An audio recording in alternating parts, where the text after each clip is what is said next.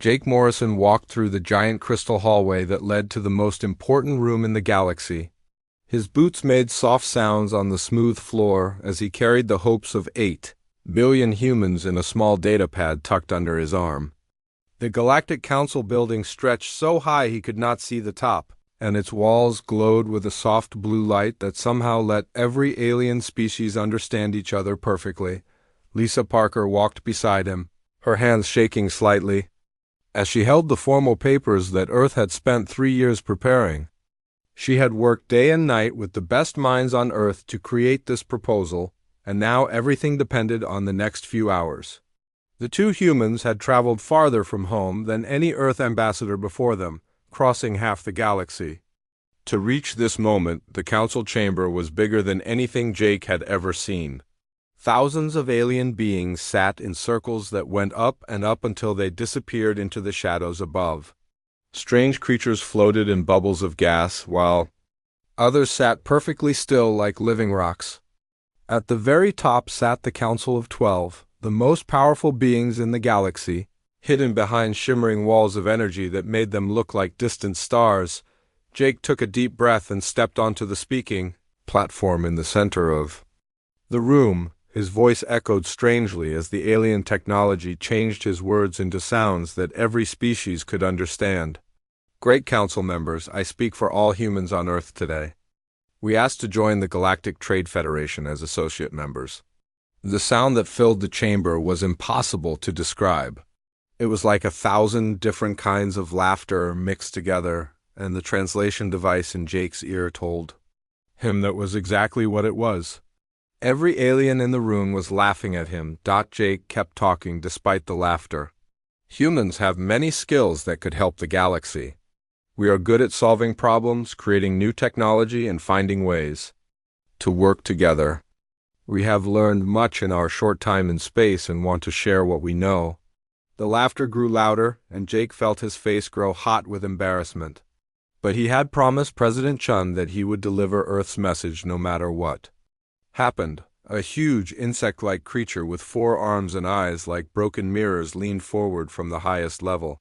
When it spoke, its voice was so deep and old that Jake felt small just hearing it. Human Jake Morrison, your people have been in space for less than 100 years.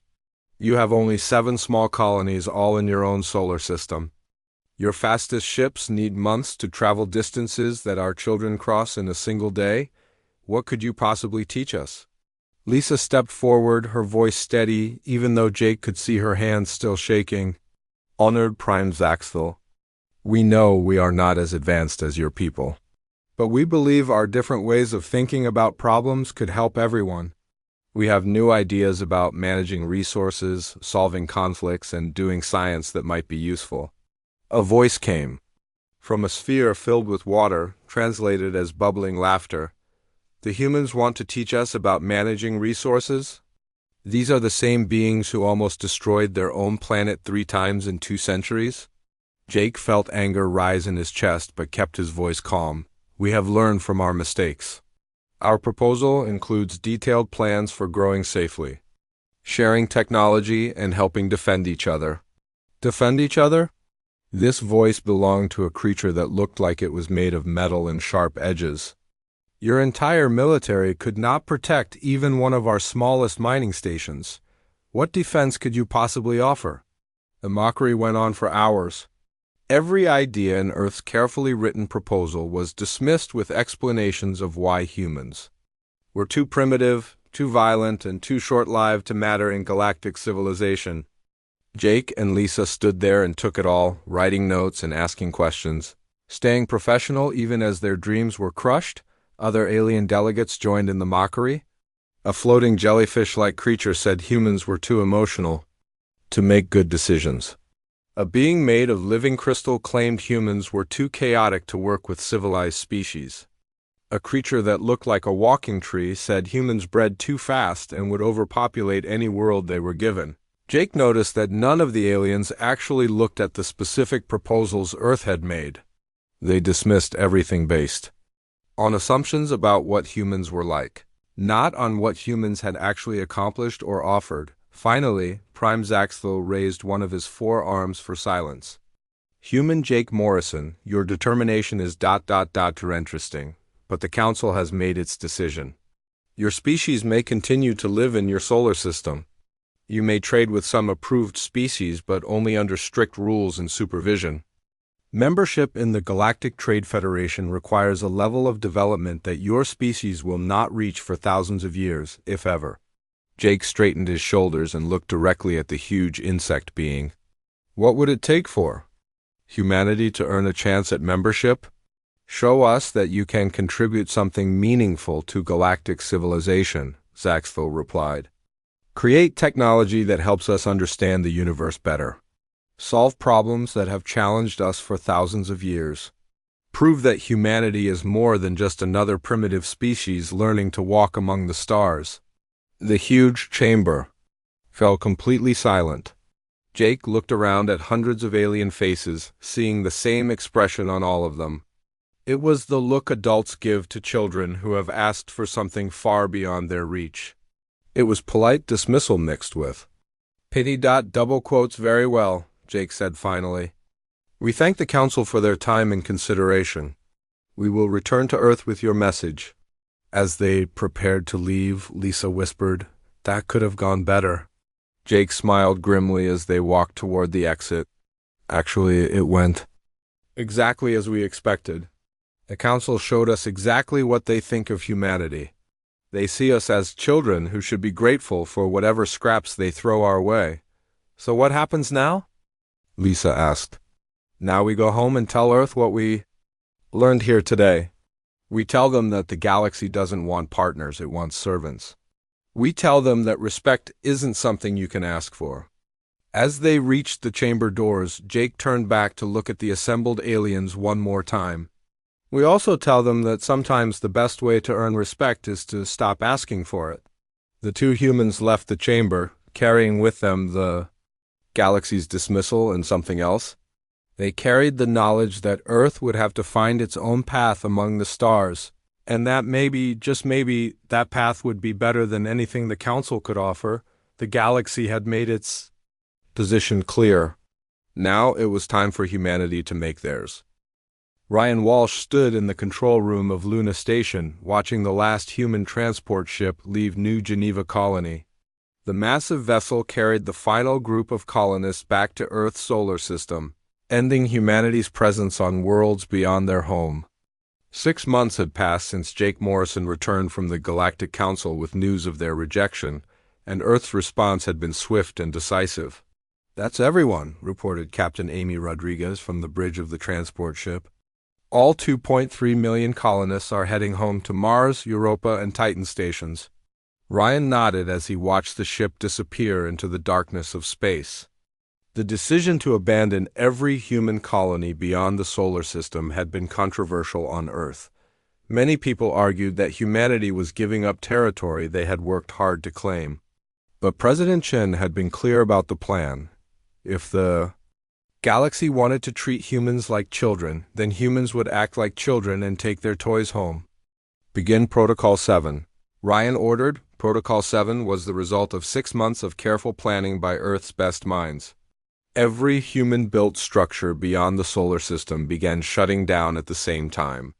Power plants went dark, atmospheric. Processors stopped working, and most importantly, the communication systems that connected human colonies to the galactic network went silent. The first alien species to notice something was wrong was the hegemony. War Commander Thrak was eating his morning meal when his assistant brought him a report about communication problems. Sir, we cannot contact the human agriculture world that we call Terra 7. All their communication channels are dead. Thrak's jaw clicked in annoyance. Equipment failure. The humans probably broke something again. Send a repair team. But when the repair team arrived at New Geneva Colony, they found something that made no sense. The entire human settlement was empty. Buildings stood like ghosts with no one inside.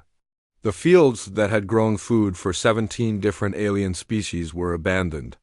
Every piece of advanced technology had been removed or destroyed. The repair team leader sent a confused message back to Thrak. Sir, there are no humans here. The colony is completely deserted. It looks like they left in a hurry but took everything valuable with them. Within days, similar reports came from all over the galaxy. The human mining operation at Volf 359 had vanished, taking with them the special equipment that made mining possible on high-gravity worlds. The research station at Proxima Centauri, where humans had been developing new ways to make dead planets livable, was empty except for a single message broadcasting on all frequencies. Thank you for your cooperation. Humanity wishes you well in your future endeavors. On Earth, President Xiang sat in her office reading the daily reports about alien reactions to humanity's withdrawal. Her chief of staff, Kevin Murphy, spread holographic displays across the conference table showing how different alien species were responding to the sudden disappearance of human colonies. The aquatic collective is demanding answers, Kevin reported. They say the humans at New Pacifica were supposed to provide water cleaning services for another 6 months. What about the Zephyrians? Chun asked. They want to renegotiate the atmospheric processing agreements immediately. It seems our teams at their outer colonies were the only ones who knew how to maintain the oxygen recycling systems. Chun leaned back in her chair and smiled slightly. How long before they start to really feel the impact of our absence? Dr. Helen Scott, Earth's top expert on alien biology, spoke up from her seat at the table. The agricultural worlds will start having food shortages within weeks. The mining operations will begin failing within months. But the real crisis will hit when they realize we took all our technological improvements with us. What kind of improvements? Chun asked. The computer programs we developed to make their manufacturing systems work better. The efficiency improvements we made to their transportation networks. The medical techniques we shared for treating diseases that spread between different species.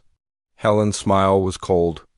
It turns out that when you've only been in the galaxy for 1 century, you develop some very creative solutions to problems that older species have been handling the same way for thousands of years. President Chun stood and walked to the window, looking out at the busy city of Geneva below.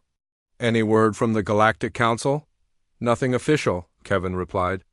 But our spies tell us they're trying to make the situation seem less serious than it is. They're telling member species that humanity's contributions were small and easily replaceable. Is that true?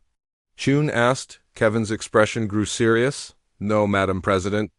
It's not true at all.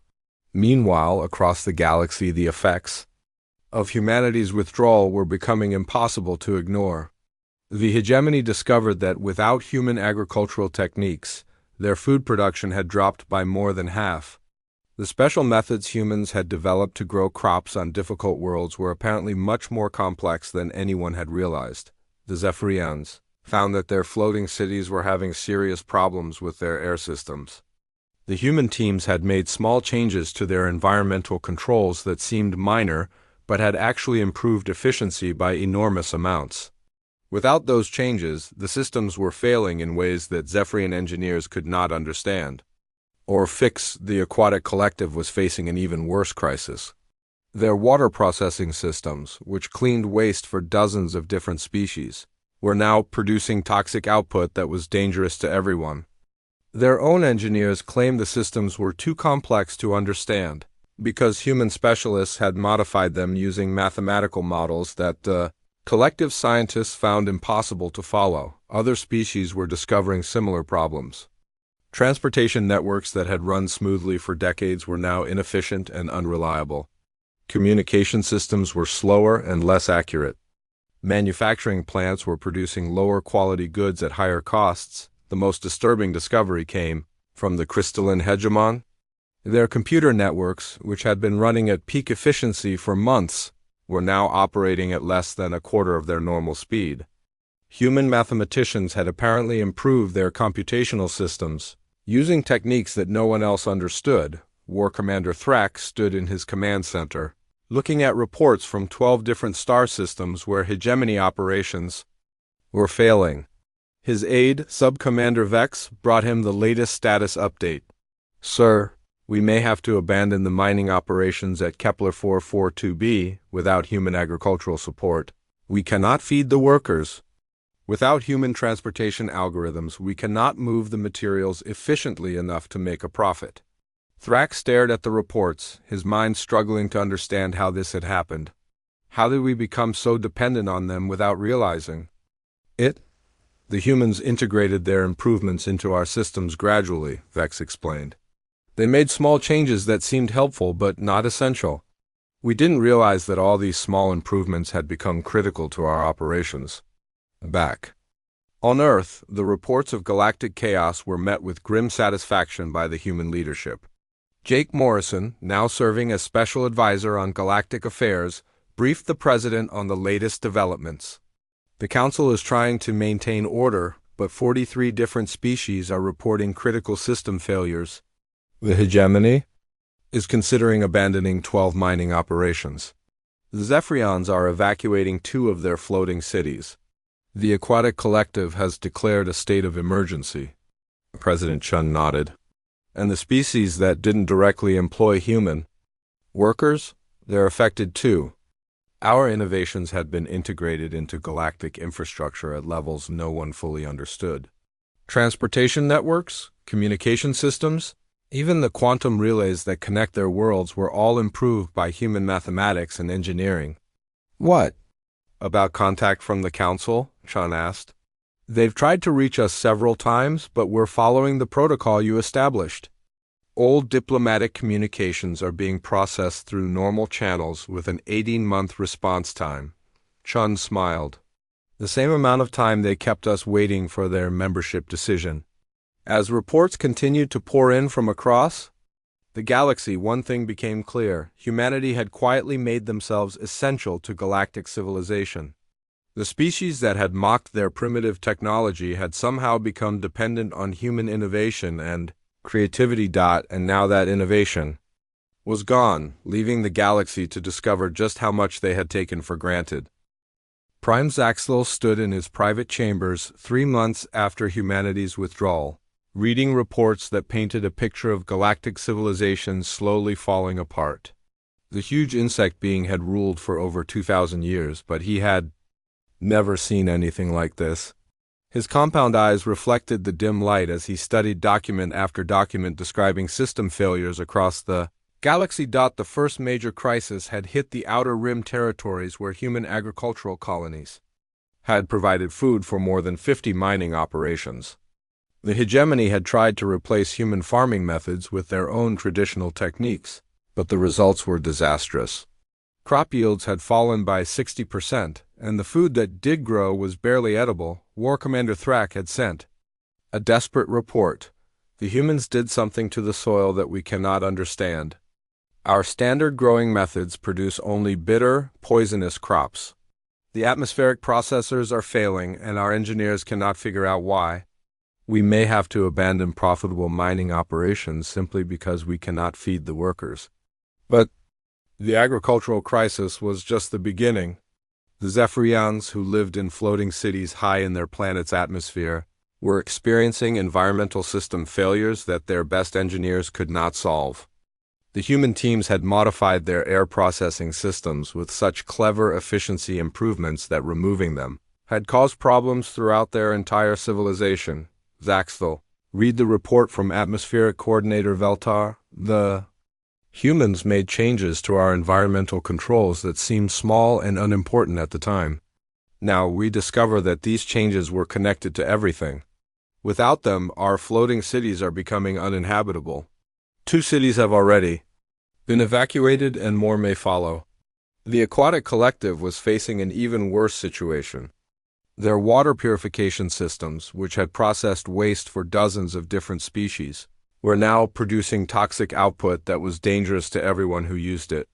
Their own engineers claimed the systems were too complex to understand because human specialists had modified them using mathematical models that the collective scientists found impossible to follow.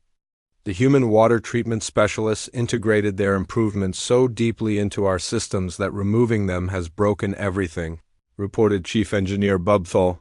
We are rationing clean water for the first time in our recorded history. Millions of our people are at risk. Zaxthel activated his communication device and called his assistant Subprime Calathon. Bring me the complete file on human contributions to galactic civilization. Sir, that file was marked as unimportant. After the Council's decision to reject their membership application, Calathon replied nervously. Find it immediately, Zaxthil ordered. His voice carrying the authority of millennia. An hour later, Calathon returned with a data storage device containing information that the Council had dismissed as irrelevant. As Zaxthil reviewed the contents, his compound eyes grew wider with each page. The scope of human contributions was staggering and had been completely overlooked by the Council. The humans had developed a mathematical framework for optimizing resource distribution across multiple species with completely different biological needs. Their agricultural techniques could increase crop yields by up to 300% on worlds that other species considered barely habitable. Their medical innovations had reduced disease transmission between different species by 85% in mixed colonies. Most disturbing of all, their engineering approaches had improved efficiency in every system they had touched. The humans had not just participated in galactic civilization, they had quietly become essential to its basic functioning. They had solved problems that other species had simply accepted as permanent limitations. Subprime, Zaxthil said slowly. How many Council member species are currently experiencing critical system failures? 43 species have reported significant problems, sir. The hegemony is considering abandoning 12 mining operations. The Zephyrians are evacuating 2 of their floating cities. The Aquatic Collective has declared a state of emergency. The Crystalline Hegemon reports that their computer networks are operating at 23% efficiency. Zaxthil felt something he had not experienced in centuries, genuine fear. What about the other species? The ones who did not directly employ human workers? They are also affected, sir. The humans had integrated their innovations into galactic infrastructure at levels we did not fully understand. Transportation networks, communication systems, even the quantum relays that connect our worlds had all been improved by human mathematics and engineering. The Council Prime closed his eyes as the full scope of the disaster became clear. Humanity had been in the galaxy for barely a century, but they had made themselves indispensable without anyone realizing it. They had approached problems with fresh perspectives and found solutions that older species had never considered. Sir, Calathon continued, there is something else. Our long-range sensors have detected unusual energy signatures from the Sol system. The humans appear to be engaged in some kind of massive construction project. What kind of construction? Zaxthil asked, though he was beginning to fear the answer. Unknown, sir. But the energy output is unlike anything we have seen before. They are using technology that we do not recognize. Our scientists estimate that whatever they are building requires more power than most star systems generate. The implications were terrifying. While the galaxy struggled with failing systems and collapsing infrastructure, humanity was apparently developing new capabilities in complete isolation.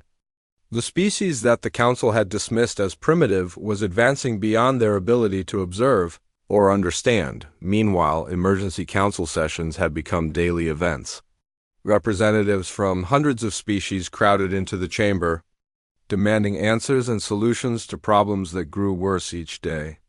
The confident atmosphere that had once filled the hall had been replaced by barely controlled panic. The Crystalline Hegemon's representative spoke through a translation device that crackled with interference. Our computational networks are running at 23% efficiency without human mathematical models. Our entire civilization depends on these systems. We demand the Council take immediate action to force humanity to return. Similar demands came from species across the galaxy. The hegemony wanted humans to restore their agricultural systems. The Zephyrians needed human engineers to fix their atmospheric processors. The Aquatic Collective required human specialists to repair their water treatment facilities, but every attempt to contact Earth met with the same automated response. The United Earth Government appreciates your interest in diplomatic relations. Please submit formal requests through proper channels. Current response time for new inquiries is 18 months. 18 months. The same amount of time the Council had kept humanity waiting for their membership decision. The message was clear. Humanity was no longer eager to help the galactic community. They had learned to function without the galaxy's approval, and now they were forcing the galaxy to learn to function without them. As Zaxthil read report after report of system failures, infrastructure collapse, and civilizations in crisis, one fact became undeniably clear. The species that the Council had mocked for their primitive technology had somehow become the foundation that held galactic civilization together. The humans had not conquered the galaxy through military might or superior technology. They had made themselves essential through pure intellectual contribution, through innovation and problem-solving that no other species had matched. They had quietly woven themselves into the fabric of galactic life, so thoroughly that removing them had caused the entire structure to begin unraveling. Now that foundation was gone, and the galaxy was discovering just how much they had underestimated the species they had dismissed as children. The Council's mockery had driven away the very people who had been holding their civilization together, and somewhere in the Sol system, those same people were building something that might change everything forever. 6 months after humanity's withdrawal from galactic civilization, the galaxy's economy was collapsing faster than anyone had thought possible. Emergency council sessions happened every day now, with representatives from hundreds of species filling the chamber with desperate voices demanding immediate solutions to problems that seemed to grow worse by the hour. War Commander Thrax stood before the assembled council, his usual confidence replaced by something that looked dangerously close to panic. The massive warrior who had once commanded 47 conquered star systems now struggled to maintain control of his own territory. The hegemony has lost effective control of 7 star systems, Thrax announced, his voice echoing through the chamber. Without human agricultural support, we cannot maintain our mining operations. Without human transportation algorithms, our supply lines have become so inefficient that they cost more to operate than the materials they deliver are worth. The aquatic collective's representative spoke through water that had grown increasingly cloudy over the past months, a visible sign of their water processing crisis. Our treatment systems are failing across 37 worlds. The toxic output is spreading to groundwater supplies that billions of our people depend on. We estimate that without immediate intervention, we will lose entire planetary populations. Within the year, Prime Zaxthil tried to maintain order in the chamber, but even his thousands of years of experience could not prepare him for managing a crisis of this magnitude. The humans withdrew from voluntary agreements. Under galactic law, we cannot force them to return to work they chose to abandon. Then change the law, demanded the representative from the crystalline hegemon. Our computational networks are running at 20% efficiency without human mathematical models. Our entire civilization is grinding to a halt. Manufacturing has stopped, transportation is failing. Communication between our worlds takes days instead of minutes. In the months since humanity's departure, the true scope of human contributions had become horrifyingly clear to everyone in the galaxy. The humans had not just provided services to individual species. They had fundamentally changed how galactic civilization operated on every level. Their approach to problem-solving had been unlike anything the galaxy had seen before. Where other species had accepted limitations and worked around them, humans had found ways to eliminate the limitations entirely. Where others had used brute force solutions that consumed enormous resources, humans had developed elegant approaches that achieved better results with less effort. We need to understand what went wrong, said the representative from the floating cities of Ethros. How did we become so dependent on a species that has barely been in space for 100 years? Dr. Cathara, the galaxy's leading expert on interspecies relations, had been studying this exact question. She activated a holographic display that showed the timeline of human integration into galactic society. The humans did not make themselves indispensable through any single breakthrough, she explained. They did it through thousands of small improvements that seemed minor at the time but were actually revolutionary in their cumulative effect. The display showed example after example of human innovation. In agriculture, they had developed soil treatment methods that could make barren worlds fertile. In manufacturing, they had created efficiency algorithms that reduced waste by up to 90%. In medicine, they had solved cross-species compatibility issues that had plagued galactic healthcare for millennia. Each improvement seemed small and easily replaceable, Dr. Cathara continued. But the humans had a talent for seeing connections that other species missed. They understood that small changes in one system could create massive improvements in another system. "Why did we not recognize this at the time?" asked Prime Zaxthel. "Because we were looking at human contributions through the lens of our own limitations," Dr. Cathara replied. "We assumed that because they were technologically primitive, their contributions would be primitive as well. We failed to recognize that their fresh perspective was actually their greatest strength." Meanwhile, Subprime Caliphon brought increasingly disturbing reports about the mysterious construction project in the Sol system. "Sir, our long-range sensors show that the energy signatures from human space have increased by 300% in the past month. Whatever they are building appears to be on a scale that surpasses anything in recorded galactic history. Do we have any idea what it might be?" Zaxthel asked. "Our scientists believe it may be some kind of stellar engineering project. The energy patterns suggest they are building structures around their star itself. If our calculations are correct, they are harnessing more energy than most galactic civilizations use in a century." The implications were staggering.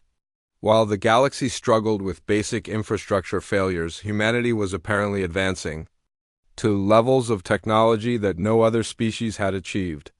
The civilization that the Council had dismissed as primitive was developing capabilities that made the rest of the galaxy look primitive by comparison.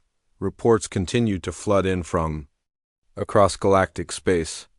The hegemony was evacuating entire star systems because they could no longer maintain basic life support without human agricultural and atmospheric technologies. The Zephyrians had grounded their floating cities and were learning to live on planetary surfaces for the first time in their recorded history. The aquatic collective faced the most severe crisis of all. Their water treatment failures had contaminated dozens of worlds, forcing mass evacuations that strained the resources of neighboring systems. Entire populations were becoming refugees in their own territories.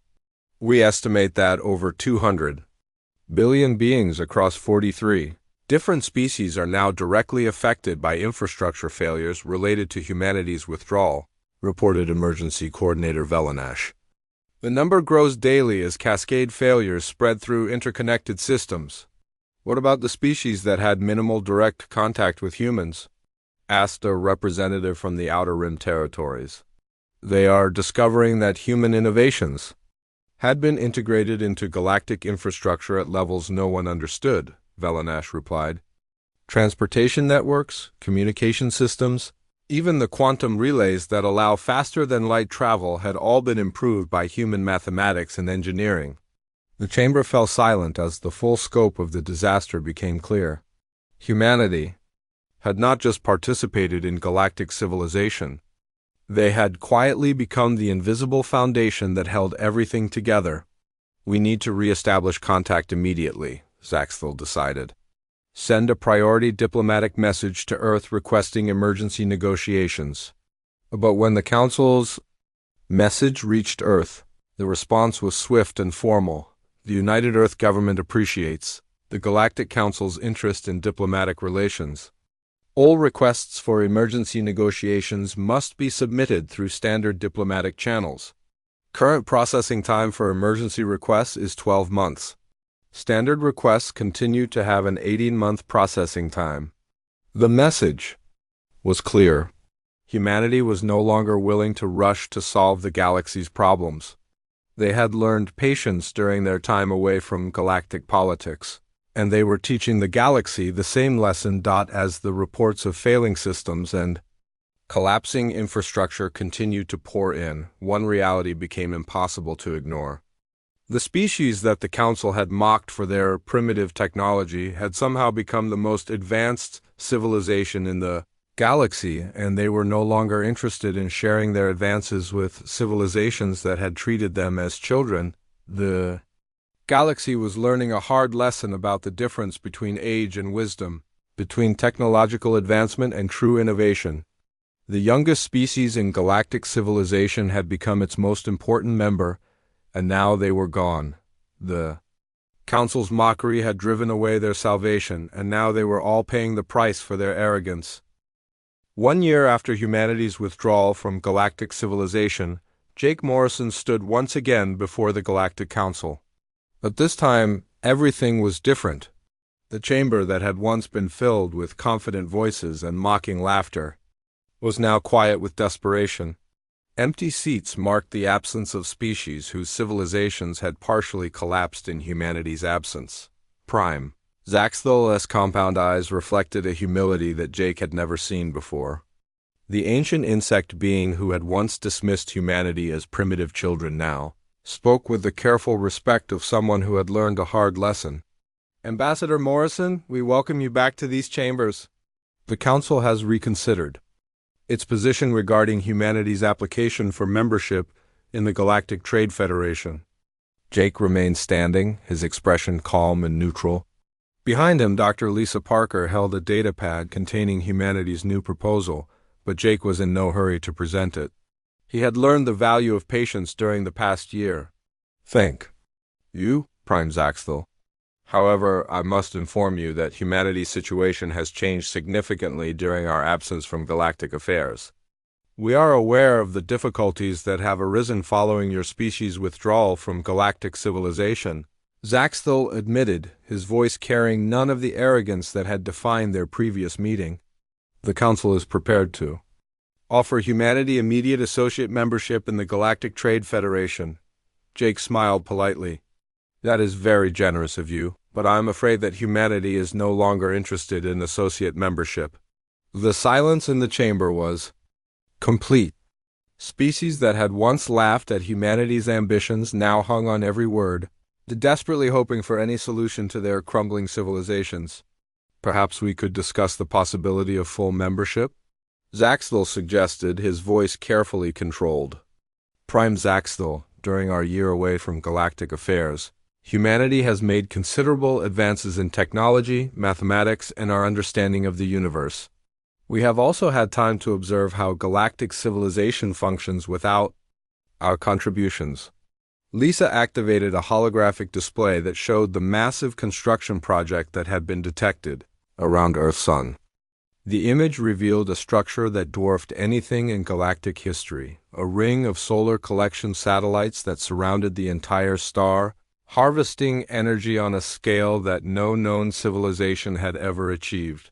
In the past year, humanity has become energy independent on a level that surpasses any civilization in recorded galactic history, Jake continued. We have developed faster-than-light communication systems that operate instantly across any distance. We have created matter transformation technologies that can convert any element into any other element. We have built computational systems that can process information faster than entire galactic networks. War Commander Thrak leaned forward, his voice barely controlled. What exactly are you proposing, Ambassador? We are proposing the establishment of a new galactic organization called the Cooperative Coalition for Galactic Advancement. Membership would be based on contribution to the common good rather than age, military power, or political influence. All species would be welcomed as equals, with representation determined by their ability to solve problems and advance civilization. The chamber erupted in whispers and urgent communications as species representatives frantically contacted their home governments. The implications were staggering. Humanity was proposing to replace the council-dominated system with something completely different. What would happen to the current council structure? Asked the representative from the crystalline hegemon. The council would be welcome to join the coalition as individual species, Jake replied. But the coalition would operate as a true democracy, with decisions made by consensus among all members rather than by the 12 most powerful species. Lisa stepped forward to explain the details. The coalition would operate on principles of mutual benefit and shared innovation. Instead of hoarding technology and knowledge, members would contribute to common databases accessible to all participants. Problems would be solved collectively, with resources shared based on need rather than political influence. And if we refuse this proposal?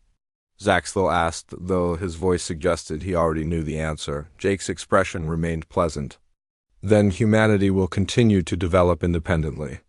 We have learned during the past year that we can thrive without the galaxy's approval. The question you must answer is whether the galaxy can thrive without humanity's contributions. As if to emphasize his point, reports began arriving in the chamber from across galactic space. The hegemony's mining operations had failed completely, forcing the abandonment of entire star systems. The Zephyrian floating cities had crashed to their planet's surface, ending a civilization that had existed in the clouds for thousands of years. The Aquatic Collective was rationing water for the first time in their recorded history. The Coalition offers immediate restoration of agricultural systems, repair of infrastructure, and access to humanity's new technological advances, Lisa continued. Members would receive support based on need and contribution rather than political status. The debate that followed was intense but brief. Species after species announced their intention to join humanity's coalition.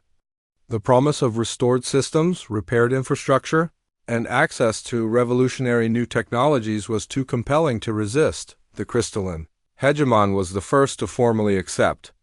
Our computational networks have been failing for months. We cannot survive without assistance. The Aquatic Collective quickly followed. Our water treatment crisis affects billions of our people. We accept membership in the coalition. Even War Commander Thrak, representative of the proud hegemony, swallowed his pride. The hegemony formally requests membership in the cooperative Coalition for Galactic Advancement. Finally, Prime Zaxthel stood.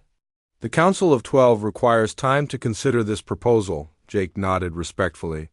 Of course, humanity has learned patience during our year away from galactic politics. But I should inform you that the Coalition will begin operations in 30 days, with or without the Council's participation. Species interested in membership are welcome to contact the Coalition directly. As Jake and Lisa prepared to leave, Zaxthel called out, "Ambassador Morrison, may I ask how you knew this strategy would succeed?" Jake paused at the chamber's entrance. Because humanity learned something important during our time in galactic civilization. We learned that respect cannot be demanded or begged for. It must be earned through contribution and demonstrated value. Sometimes the best way to show your worth is to walk away and let others discover what they have lost. The chamber fell silent as the human delegates departed. Within hours, applications for coalition membership began arriving from across the galaxy. Species that had mocked humanity's primitive technology now competed for the chance to work alongside the civilization they had dismissed as children. The galaxy had learned a valuable lesson about the difference between age and wisdom, between technological advancement and true innovation.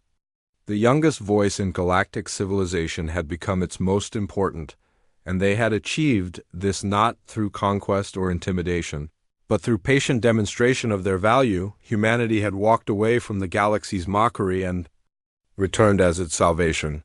The Council's derision had become humanity's greatest gift, teaching them that they did not need anyone's permission to change the universe. They just needed to prove they could do it better than anyone else.